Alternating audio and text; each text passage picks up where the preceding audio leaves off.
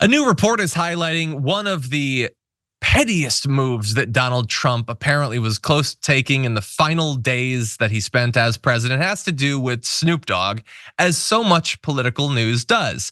So apparently Donald Trump was utterly furious about things that the rapper had said of him, critical comments he'd made on social media. And as a result of that, he had to be talked out of literally removing clemency that had been planned for some people. So here's the rundown of what actually happened, and we'll get to the comments that Donald Trump hated so much from Snoop Dogg. So in late 2020, early 2021, the waning days of the Trump presidency, Snoop Dogg secretly worked to influence the White House on executive clemency for federal prisoners. This is a core time when pretty much everyone pushes for clemency for people, and so he was doing that, including for the rapper's close friend and Death Row Records figure Michael Harrio Harris. So at that point, apparently, they were gonna go ahead with the clemency, okay? The paperwork was there, but then Donald Trump was reminded of the fact that Snoop Dogg had been mean to him on Twitter once. So I'm gonna flash back all the way to 2017 when Donald Trump tweeted this.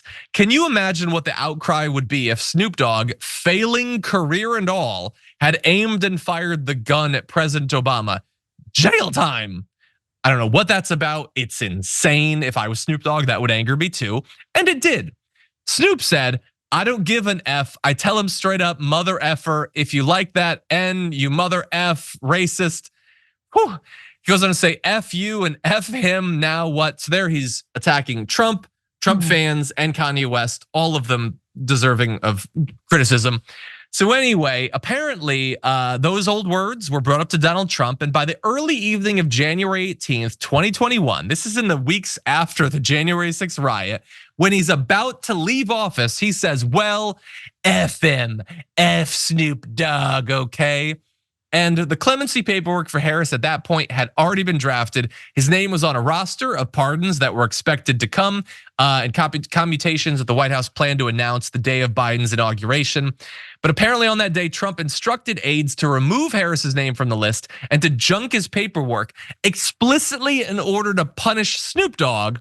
With just hours left before the inauguration, Trump's renewed fury at the rapper set off a frenzied effort both in and outside of the White House to convince him that Snoop Dogg wasn't in fact mad at him anymore.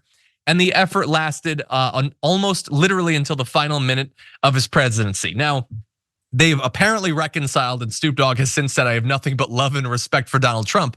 But that petty ass B was going to reject clemency for a totally different human being because Snoop Dogg tweeted mean stuff about him.